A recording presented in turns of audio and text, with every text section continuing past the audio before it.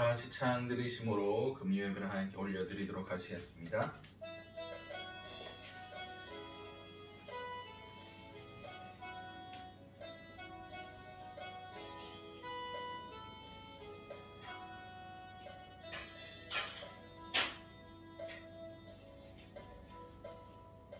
빛 되신 주 어둠 가운데 비추사 내 눈 보게 하소서. 예배하는 선한 마음 주시고 참 소망이 되셨네. 나 주를 경배하리 엎드려 절하며 고백해주 나의 하나님. 사랑스런 주님, 존귀한 예수님, 아름답고 놀라우신 주. 만유의 높임을 받으소서. 영광 중에 계신 주, 겸손하게 이 땅에 임하신 주 높여 찬양하리라. 나 주를 경배하리 엎드려 절하며 고백해주 나의 하나님. 사랑스런 주님, 존귀한 예수님, 아름답고 놀라우신 주. 다 알 수 없네 주의 은혜, 내 죄 위한 주 십자가. 다 알 수 없네 주의 은혜, 내 죄 위한 주 십자가. 다 알 수 없네 주의 은혜, 내 죄 위한 주 십자가. 다 알 수 없네 주의 은혜, 내 죄 위한 주 십자가. 주를 경배하리 엎드려 절하며 고백해주 나의 하나님. 사랑스런 주님, 존귀한 예수님, 아름답고 놀라우신 주.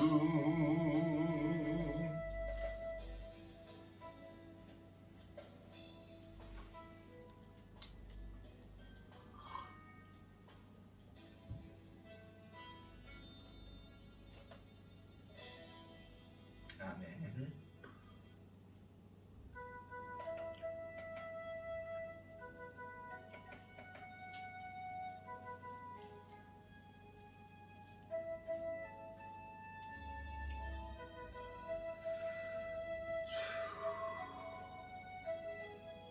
손 들고 찬양합니다. 두 손 들고 찬양합니다. 다시 오실 왕 여호와께 오직 주만이 나를 다스리네.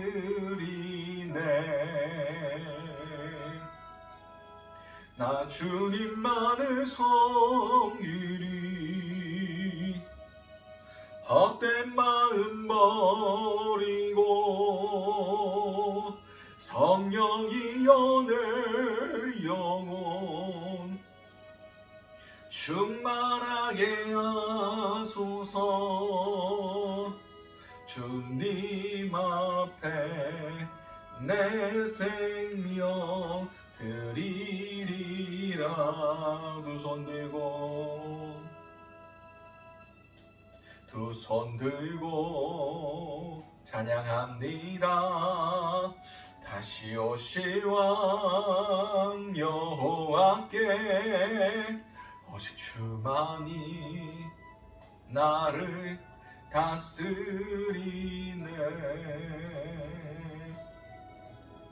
나 주님만을 섬기 헛된 마음 버리고 성령이 연애 영혼 충만하게 하소서.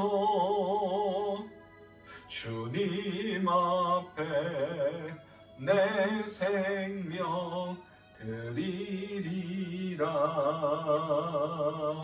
나 주님만을 나 주님만 내 영혼 충만하게 하소서. 주님 앞에 내 생명 드리리라.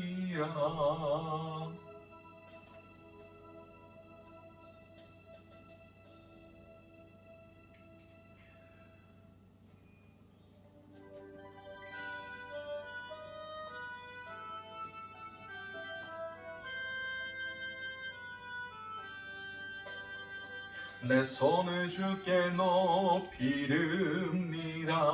내 찬양 받으실 주님.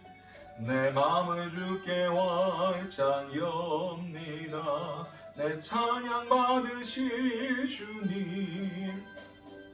슬픔 대신 일하는 제 대신 원하는 대신 찬송은 찬송의 옷을 주셨네. 내 손을 주께 높이릅니다. 내 찬양 받으실 주님. 내 마음을 주께 활짝 엽니다. 내 찬양 받으실 주님. 다시 한번 찬양드립니다. 내 손을 주께 높이릅니다. 내 찬양 받으실 주님. 마음을 주께 활짝 엽니다. 내 찬양 받으실 주님. 슬픔 대신 일하을 제 대신 원을 근심 대신 찬송을 찬송의 옷을 주셨네. 내 손을 주께 높이릅니다. 내 찬양 받으실 주님. 내 마음을 주께 활짝 엽니다. 내 찬양 받으실 주님. 우리 이 시간 함께 예배를 놓고 기도했으면 좋겠습니다. 이 시간 우리의 마음 문을 열고 온전히 주님께 우리 모든 두 손을 들고 정말 우리의 마음의 모든 것들을 올려드릴 수 있는 시간 될 수 있게 해달라고 함께 기도하며 나아가시도록 하겠습니다. 기도하시겠습니다. 사랑하는 충만하신 아버지 은혜를 너무나 감사드립니다. 내 마음을 주께 활짝 엽니다. 내 모든 것들을 주께 올려드리오니 주여 받아주시옵고 이 시간 우리 마음속에 이 자리 가운데 좌정하여 주시옵고 온전히 우리의 높임을 받으시옵고 우리의 받으심 가운데 주님의 놀라우신 은혜가 함께 임할 수 있게 주님께서 도와주시옵소서. 모든 것들 살아계신 우리 주 예수 그리스도의 이름으로 기도드렸습니다. 아멘. 오늘 우리에게 허락하신 하나님의 말씀은 여호수아 5장 2절에서 9절까지의 말씀입니다.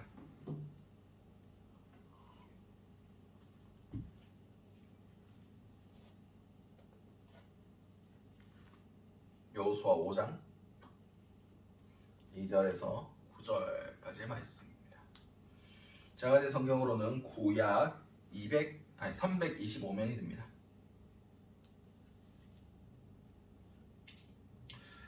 찾으신 줄 알고 여호수아 5장 2절에서 9절까지의 말씀 우리 한 목소리를 합독하시도록 하시겠습니다. 그때 여호와께서 여호수아에게 이르시되 너는 부싯돌로 칼을 만들어 이스라엘 자손들에게 다시 할례를 행하라 하시매 여호수아가 부싯돌로 칼을 만들어 할례 산에서 이스라엘 자손들에게 할례를 행하니라. 여호수아가 할례를 시행한 까닭은 이것이니 애굽에서 나온 모든 백성 중 남자 곧 모든 군사는 애굽에서 나온 후 광야 길에서 죽었는데 그 나온 백성은 다 할례를 받았으나 다만 애굽에서 나온 후 광야 길에서 난 자는 할례를 받지 못하였습니다. 이스라엘 자손들이 여호와의 음성을 청종하지 아니하므로 여호와께서 그들에게 대하여 맹세하사 그들의 조상들에게 맹세하여 우리에게 주리라 하신 땅 곧 젖과 꿀이 흐르는 땅을 그들이 보지 못하게 하리라 하심에 애굽에서 나온 족속 곧 군사들이 다 멸절하기까지 40년 동안을 광야에서 헤매었더니 그들이 대를 잇게 하신 이 자손에게 여호수아가 할례를 행하였으니 길에서는 그들에게 할례를 행하지 못하였으므로 할례 없는 자가 되었음이었더라. 또 모든 백성에게 할례를 행하기를 마침에 백성의 진중 각 처소에 머물며 낫기를 기다릴 때에 여호와께서 여호수아에게 이르시되 내가 오늘 애굽의 수치를 너희에게서 떠나가게 하였다 하셨으므로 그곳의 이름을 오늘까지 길갈이라 하였느니라. 아멘. 자, 오늘 우리에게 허락하신 여호수아 5장 2절에서 9절까지의 말씀을 가지고 세상과 다른 방법이라는 제목으로 함께 은혜를 나눴으면 좋겠습니다. 자, 이제 여호수아 5장에 들어왔습니다. 앞에까지 어떤 사건들이 있었느냐?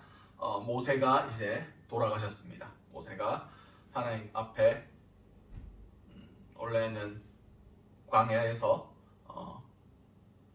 그 약속의 땅으로 들어갈 수 있었지만 하나님의 영광을 드러내지 않았기 때문에 돌들로 명하여 물을 내게 하여 해서 하나님의 영광을 드러내야 되는데 이스라엘 백성들이 하도 말을 안 들으니까 열받아가지고 지팡이로 반석을 치니까 그때 물이 나와가지고 그것을 하나님 앞에서 하나님이 그것 때문에 이제 너는 광야에서 그 가나안 땅에 못 들어간다 막 그렇게 말씀하셔가지고 이제 모세가 죽었습니다. 그래서 죽자마자 이제 눈의 아들 여호수아 모세의 수종자였던 여호수아에게 이 광야에서 가나안 땅을 정복해 들어가는 마지막 사명이 인계되었습니다. 사명이 이어진 거죠. 그래서 이제 하나님의 사람으로서 여호수아가 백성들 앞에 서게 됩니다. 그래서 그가 제일 처음 했던 게 가나안 땅 그리고 여리고 땅 이제 우리가 처음으로 정복해야 할 그 성읍 여리고의 정탐꾼을 보냅니다. 그래서 정탐꾼이 그곳에 들어가서 정탐을 하고 오는 여호수아에게 한 보고가 하나님이 우리 손에 그들을 붙였다. 그들의 마음이 이미 녹았다. 우리가 이제 여리고를 치면 하나님께서 우리를 반드시 승리하게 하실 거다라는 보고를 하고 이제 우리가 이길 수 있겠구나. 하나님께서 우리와 함께 하시구나라는 확신을 가지고 이제 여리고로 진격해 갑니다. 근데 앞에 뭐가 있습니까? 요단강이 있었죠. 요단강. 그때는 곡식이 물이 항상 요단강에서 가득할 때였습니다. 그래서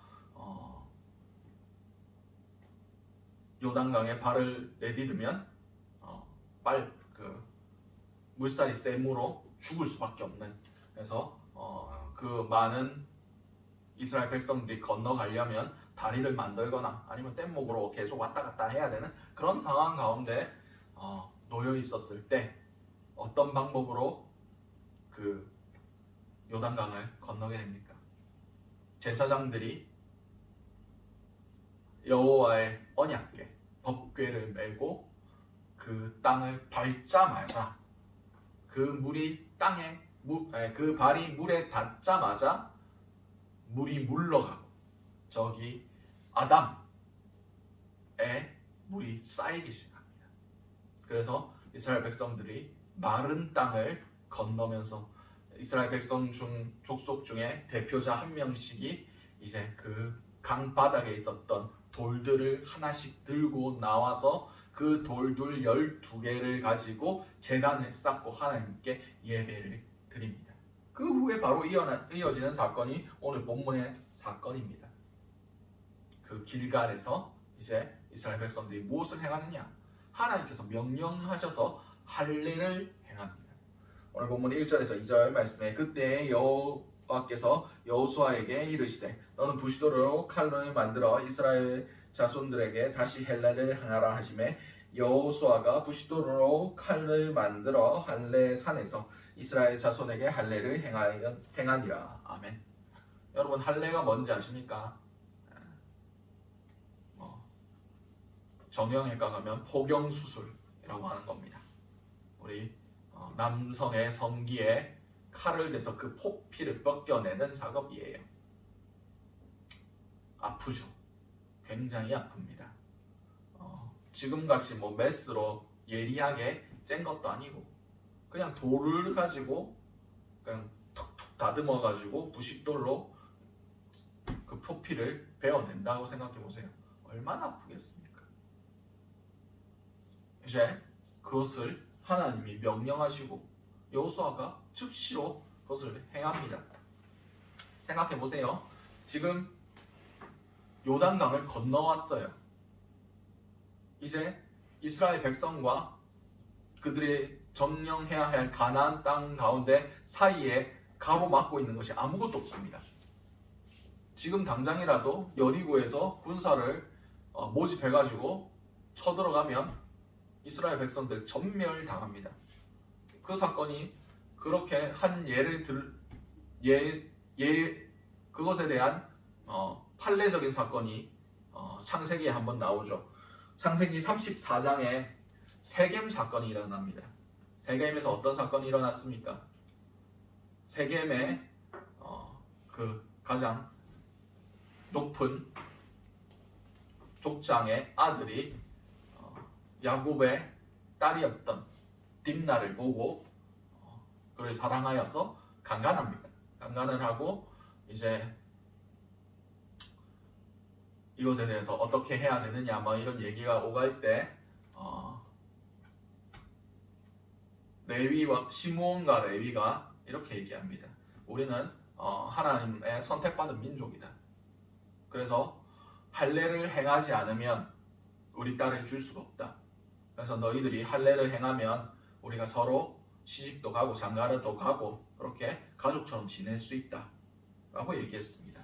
그랬더니 세겜에 있는 사람들이 그 할례 받는 거 뭐 별거라고 하면서 할례를 다 행하기 시작합니다. 근데 시므온과 레위가 그냥 했겠습니까? 다 계획을 가지고 했던 겁니다. 그들이 할례를 받고 이제 3일째 되던 날 다 아파가지고 남자들이 다 거동을 못하고 있을 그때에 밤에 몰래 시므온과 레위가 쳐들어가서 그 세겜 땅, 세겜 성읍에 있는 모든 남자들을 다 죽여버립니다. 그것이 세겜 사건이었습니다. 할례를 통해서 거룩하게 되는 것이 아니라 하나님의 언약을 가지고 범죄에 사용한 거예요. 결과론적으로 그렇지만 아무튼 할례를 행했다는 것 자체는 굉장히 위험한 사태입니다. 우리가 저기 쳐들어오더라도 어떻게 방어할 수 있거나 도망갈 수 있는 상황이 아닌 상태가 할례를 행한 상태예요. 왜 할례를 행했습니까? 이유는 한 가지였습니다. 애굽에서 출애굽할 때 애굽에서 나온 사람들은 다 할례를 받았어요. 그때는 뭐 집이 있고 거주할 때가 있었으니까. 근데 출애굽 이후에 어떤 사태가 벌어집니까? 헤브론에 가나안 땅에 미리 12정탐꾼을 보내죠. 12정탐꾼이 이제 돌아와가지고 2명은 뭐라고 합니까? 여호수아와 갈렙은 저들은 그 땅을 보니 과연 하나님이 말씀하신 그대로더라. 그리고 하나님께서 우리에게 말씀하신 대로 저들은 우리의 밥이다. 우리의 먹이다. 우리가 쳐들어가면 능히 이길 거다. 라고 얘기했지만 2명을 제외한 10명의 정탐꾼은 거기에 성읍은 견고하고 거기에 아낙 자손들, 거인족들도 있더라. 그들이 우리를 보기에는 우리가 메뚜기 같을 것이다. 우리가 보기에도 그런데 그들의 보기에도 그러할 거다. 못 올라간다. 올라가면 다 죽는다. 라고 얘기했습니다. 근데 이스라엘 백성들이 누구의 말을 들었습니까? 그 2명의 여호수아의 갈렙의 보고가 아닌 그 10명의 정탐꾼들의 보고를 듣고 막 불평하면서 울면서 막 하나님 앞에 대듭니다. 그래서 하나님께서 내 귀에 들린 대로 행할 거다. 우리를 다 여기서 죽이려고 하나님께서 그 땅에서 우리를 이끌어내셨다. 막 이러면서 이렇게 불평불만하니까 내가 내 귀에 들린 대로 너에게 해줄게 하면서 그들이 가나안 땅에서 정탐했던 40일, 그 40일을 1년, 하루를 1년으로 쳐서 너희 40년 동안 이 광야를 유리하게 될 거다. 그래서 20세 이상 군사로서 부름받을 수 있는 그 세대의 모든 사람이 다 죽기까지 40년간을 너희가 방황하게 될 거다라고 얘기합니다. 그래서 20세 이상 성인들이 다 광야에서 죽었어요. 그래서 그 광야에서 태어난 사람들, 그 사람들은 아직 할례를 받지 못한 상태입니다. 그 이유에 대해서 4절에서 7절까지의 말씀 읽어보도록 하겠습니다. 여호수아가 할례를 시행한 까닭은 이것이니 애굽에서 나온 모든 백성 중 남자 곧 모든 군사는 애굽에서 나온 후에 광야의 길에서 죽었는데 그 나온 백성이 다 할례를 받았으나 다만 애굽에서 나온 후 광야의 길에서 난 자는 할례를 받지 못하였습니다. 이스라엘 자손이 여호와의 음성을 청종하지 아니하므로 여호와께서 그들에게 대하여 맹세하사 그들의 조상들에게 맹세하여 우리에게 주리라고 하신 땅 곧 젖과 꿀이 흐르는 땅에 그들이 보지도 못하게 하리라 하심에 애굽에서 나온 족속 곧 군사들이 다 멸절하기까지 40년 동안 내 광야에서 헤매었더니 그들이 대를 잇게 하신 이 자손에게 여호수아가 할례를 행하였으니 길에서는 그들에게 할례를 행하지 못하였으므로 할례 없는 자가 되었습니다. 이제 애굽에서 늘 행하던 할례, 그것을 광야에서는 할 수가 없었습니다. 왜냐? 언제 떠날 줄 모르니까. 할례를 하면 움직일 수가 없습니다. 근데 불기둥과 구름기둥이 지나가면 따라가야 되는 겁니다. 그래서 할례를 못했으므로 그들이 할례 없는 자들이 되었다. 세상 사람들과 구별되지 않는 상황이 처했다는 겁니다. 그나마 그들이 광야에 있을 때는 상관이 없어요. 다른 민족들을 만날 일이 없으니까. 이미 하나님이 그들 가운데 계시고 그들과 동행하고 있으니까 구별할 필요가 없는 거예요. 이미 하나님의 선택된 민족, 하나님과 함께 있는 민족이 되었습니다. 근데 이제 새로운 가나안 민족들을 만나야 되는 상황이에요. 그들과 우리가 뭐가 구별됩니까? 할례가 있고 할례가 없고. 그래서 아침에 일어나서 오줌 놀 때마다 보라는 거예요. 할례는 육신에 새긴 하나님의 율법입니다.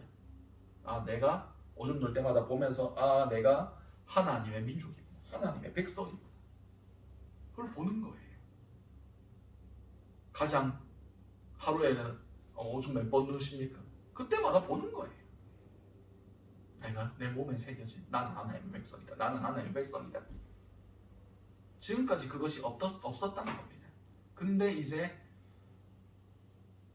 그들과 첫 전쟁을 치르기 전부터 너희는 내 백성이다, 내 구별된 자다 라는 것을 말씀하기 위해서, 그들의 몸에 새기기 위해서, 다시 한번 확증시켜 주시기 위해서 하나님께서 할례를 행하게 하신 겁니다. 8절 말씀에 또 그 모든 백성에게 할례를 행하기를 마침에 백성이 진중 각 처소에 머물며 낫기를 기다릴 때에 모든 백성, 당시에 칼을 들고 전쟁에 나갈 수 있는 사람들이 한 100만 명 정도, 성인 남자가 한 100만 명 정도 된다고 합니다. 그럼 그 사람들의 할례를 누가 해줬을까요? 아까 말씀드렸듯이 애굽에서 나온 사람들. 애굽에서 나왔는데 하나님께서 너희가 40년 동안 광야에서 다 죽을 거야 라고 하셨을 때 아직 성인이 되지 않은 사람들, 19세에서 그 밑에 있는 그 사람들. 그래서 당시 하나님이 그들에게 말씀하셨을 때는 아직 그들이 군사로서 쓰임 받을 수 없었지만 이제는 시간이 지나서 그럼 한 59세에서 한 40대 초반이었겠죠. 그 애굽에서 나온 사람들, 출애굽을 경험한 사람들이 이제 그들이 한 30만 명이 정도 됐다고 합니다. 그들이 할례를 행하고 이제 70만 명이 집에서 쉬고 있는 거죠. 그때 9절 말씀에 여호와께서 여호수아에게 이르시되 내가 오늘 애굽의 수치를 너희에게서 떠나가게 하였다 하셨으므로 그곳의 이름을 오늘날까지 길갈이라 하였더라. 길갈이라는 것은 굴러가다, 떼굴이라는 뜻이에요. 이 길갈이라 하는 뜻이 총 두 가지의 의미가 있습니다. 물이 떼굴 굴렀다. 요단강을 건널 때 물이 떼굴 하면서 굴러갔다 해서 길갈. 그리고 애굽의 수치가 이제 우리에게서 지나갔다, 굴러갔다, 떠나갔다 라는 뜻에서 길갈이었습니다. 지금 솔직히 얘기해서 할례 받을 때가 아니에요. 군사적으로 볼 때, 전략적으로 볼 때 할례하고 지금 애들이 지금 누워 있는 상태는 미친 짓입니다. 아까도 말씀드렸잖아요. 그 한 성읍 점령하는데 할례 받은 그 사람들을 다 죽이는데 시므온과 레위 두 사람만 가가지고 성 하나를 점령했어요. 이스라엘 백성들이 지금 누워 있을 때 그 여리고에서 병력 조금만 보내도 다 죽일 수 있습니다. 일도 아니에요. 근데 지금 이스라엘 백성들은 뭘 중요시 여기고 있습니까? 우리가 하나님의 백성이라는 것을 본고해야 하는 것. 완전히 무방비 상태로. 여리고성을 어떻게 점령할 것인지 전략은 어떻게 짜고 뭘 통해서 어떻게 점령할 것인지 이것을 회의한 게 아니라 성을 빼앗는 법을 훈련한 것이 아니라 거룩을 그들에게 먼저 심었다는 겁니다. 이것은 하나님을 향한 전적인 신뢰의 모습이고 하나님의 뜻에 순종하는 것이고 이 전쟁이 내게 속하지 않았고 온전히 하나님께만 속했다는 것을 고백하는 행위였습니다. 그렇습니다. 이제 한국 경제가 전문가들이 분석하기에 1980년대의 일본 상황과 매우 흡사하다라고 얘기합니다. 1980년대 일본 상황이 버블 경제 상황이었다라고 얘기합니다. 1980년대는 일본이 세계 1위였어요. 그래서 어떤 얘기가 있었냐? 도쿄의 땅만 다 팔아도 미국 전체를 살 수 있다는 얘기가 나왔습니다. 계속해서 땅값이 올라가고 주가가 올라가고 사람들은 금리가 낮으니까 빚을 내가지고 뭐라도 사놓으면 계속 부자가 되고 오르는 거예요. 이게 버블 경제 상황이었습니다. 근데 어느 순간 한순간 금리가 오르기 시작하면서 그 거품이 버블이 한 방에 터지기 시작합니다. 그래서 아직도 이거를 회복을 못했어요. 그래서 지금 잃어버린 30년이다. 1980년대부터 지금까지 잃어버린 30년이다. 그래서 그 이후로 일반 국민들의 임금이 오르지 않았어요. 계속 그대로. 국가 전체가 가난한 상태로 간 겁니다. 그나마 그때는 일본만 난리였지 다른 나라들은 다 막 경제가 발전하고 올라가는 그런 상황이었거든요. 근데 지금은 우리가 지금 그 버블이 계속 오르다가 지금 계속 꺼지고 있습니다. 코인이니 주식이니 땅값이니 집값이니 지금 계속 떨어지고 있습니다. 계속 떨어질 겁니다. 거품이 붕괴되는 거예요. 근데 일본보다 우리가 상황이 안 좋은 이유가 뭐냐면 전 세계적으로 같이 떨어진다는 겁니다. 회생될 가능성이 없을 수도 있습니다. 학자들이 퍼펙트 스톰이 온다. 어찌할 수 없는 완벽한 재앙이 온다라고 얘기하고 있습니다. 여기서 여러분들이 뭐 할 수 있겠습니까? 아무것도 못합니다. 아무것도 할 수가 없습니다. 그럼 우리는 어떤 방법으로 믿는 사람들은 싸워야 되겠습니까? 그냥 우리의 칼을 내려놓는 겁니다. 우리의 검을 내려놓는 거예요. 두 손 들고 주님께 나아가는 겁니다. 물론 우리가 진짜 칼을 들고 싸워야 할 때가 있습니다. 그리고 하나님 앞에 우리의 칼을 내려놓고 잠잠히 기다려야 할 때가 있습니다. 여러분 어느 게 훨씬 쉬울 것 같아요? 칼 들고 싸우는 게 쉬울 것 같습니까? 아니면 칼을 내려놓고 잠잠히 기다리는 게 쉽겠습니까? 저는 칼을 내려놓고 잠잠히 기다리는 게 훨씬 어렵다고 봅니다. 왜냐? 칼 들고 싸우면 뭔가 하고 있는 것 같고, 싸우면 이길 수 있을 것 같고, 뭐 하나님이 도와주실 것도 같고, 이러니까 싸우면 싸워집니다. 근데 잠잠히 기다리는 것은 가만히 있으면 죽을 것 같고, 가만히 있으면 그 퍼펙트한 그 스톰이, 세상의 풍파가 나를 집어삼킬 것 같고, 내가 완전히 망할 것 같고, 내가 죽을 것 같고 라는 그런 불안감과 염려들이 끊임없이 몰려옵니다. 이 이스라엘 백성들도 요단강 건너놓고 이제 가나안 땅 코앞에 놔두고 이러고 있는데 그런 불안함, 그런 염려들이 없었겠습니까? 근데 하나님의 관점에서는 그들의 수치, 세상과 구별되지 아니하는 그 모습, 그것이 훨씬 중요했다는 겁니다. 그래서 그것을 제거하시기 위해서 가장 먼저 이스라엘 백성들이 가나안 땅을 밟고 나서 했던 것이 할례였다는 것을 오늘 본문에서 말씀하고 계시는 겁니다. 너희가 구별되어라. 너희는 내 백성이다. 이 전쟁은 너희에게 속한 전쟁이 아니라 내게 속한 전쟁이다. 내 싸움이다. 주님께서 말씀하신 겁니다. 여러분은 삶 가운데 믿음의 싸움을 싸워야 할 때가 있을 겁니다. 그 방법은 하나님이 정하십니다. 그 결과도 하나님이 정하십니다. 우리가 할 수 있는 것은 하나님의 뜻 안에 하나님이 요구하시는 바를 행하는 것뿐입니다. 구별된 백성으로서, 하나님의 택하신 민족으로서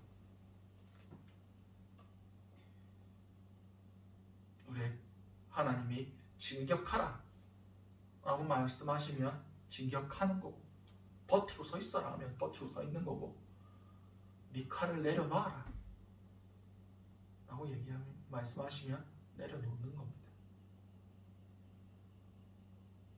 하나님이 원하시는 대로 순종하고, 하나님이 거룩하라고 하셨으니 거룩을 준비하며 세상과 다르게 이 땅을 살아가는 것, 그것이 오늘 우리에게 요구되는 하나님의 명령입니다.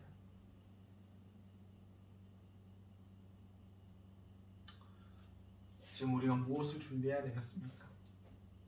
어떠한 순간 가운데서도 주님 바라보는 것, 주님 신뢰하는 것, 주님의 뜻을 따르는 것, 내 계획보다, 내 생각보다, 세상의 통념보다 하나님의 명령, 하나님의 뜻을 우선시 여기는 것,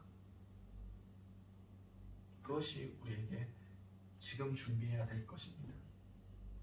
지금 순종하지 않으면 앞으로 어떤 사건이 일어나든지 똑같이 우리 생각대로 움직입니다. 그럼 어떻게 되느냐? 처음에는 작았을 수도 있어요. 처음에 그게 조금 틀어졌을 수도 있습니다. 근데 그 길이 어느 순간 이렇게 멀어지고 더 멀어지고 더 멀어져서 어느 순간 돌아갈 수도 없는 그런 거리가 벌어져 있을 수도 있습니다. 하나님과의 평행선을 끊어버릴 수도 있습니다.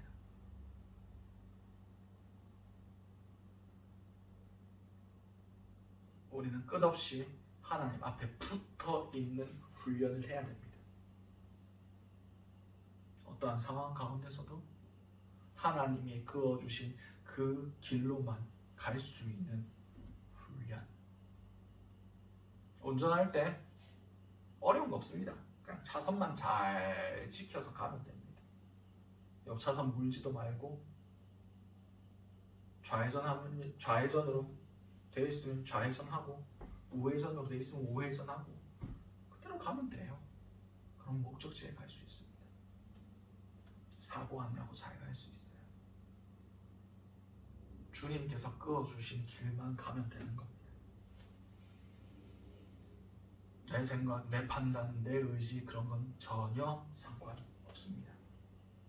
그냥 주님께서 길이라고 하신 길만 따라가면 됩니다.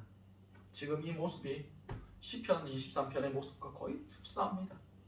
온수의 목전에서 내게 상을 베풀어 주시니 내 잔이 넘치나이다.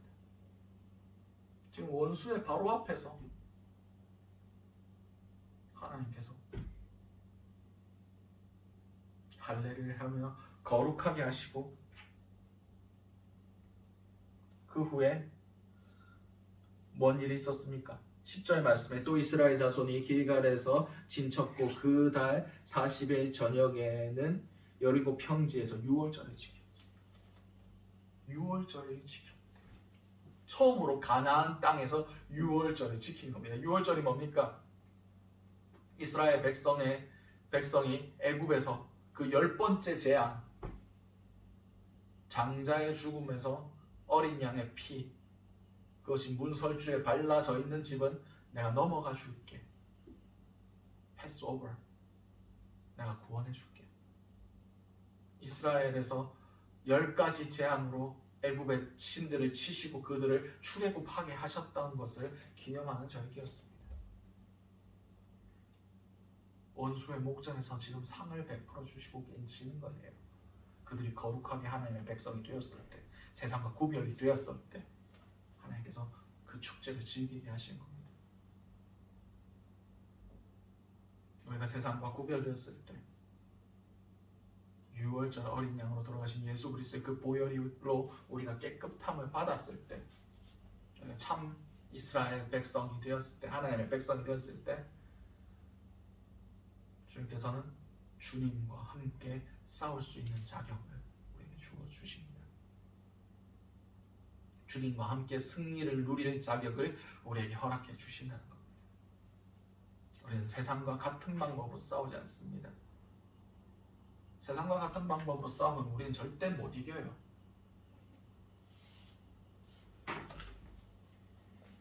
우리는 세상과 다른 방법으로 싸워야 됩니다. 믿음의 방법으로 싸워야 되고요. 하나님의 방법으로 싸워야 됩니다.